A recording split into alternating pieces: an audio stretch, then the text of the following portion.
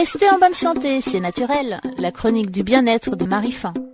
Faut-il arrêter de manger du pain ? Je pourrais même aller plus loin. Faut-il arrêter de manger des produits contenant de la farine de blé ?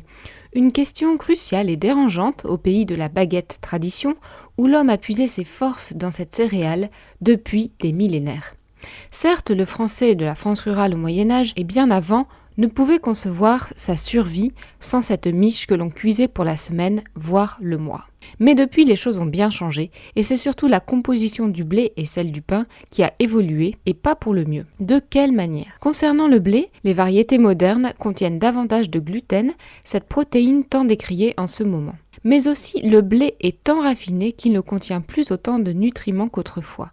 Les variétés anciennes possèdent en effet une qualité nutritionnelle bien plus grande, mais aussi elles sont plus digestes car les gluten qu'elles contiennent sont plus assimilables par l'organisme. C'est maintenant la science qui l'a confirmé par ses expériences faites sur des souris. Celles qui n'ont pas consommé de gluten utilisent mieux le sucre contenu dans l'alimentation, mais aussi ne stockent pas aussi bien les graisses corporelles. Les souris qui, elles, avaient consommé du gluten étaient en état inflammatoire dû à une augmentation de la perméabilité intestinale provoquée par le gluten.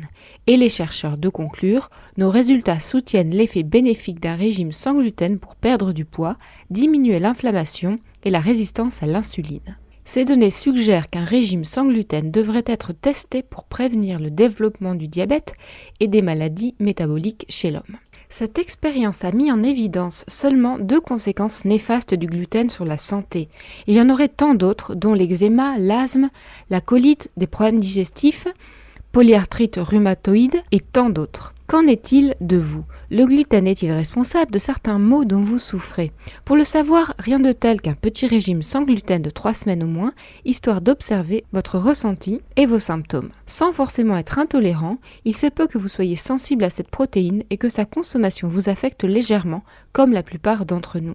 Pour en savoir plus sur les maux liés au gluten, je vous recommande l'ouvrage « Réduire au silence sans maladie avec le régime signalé » de Jean-Marie Magnin.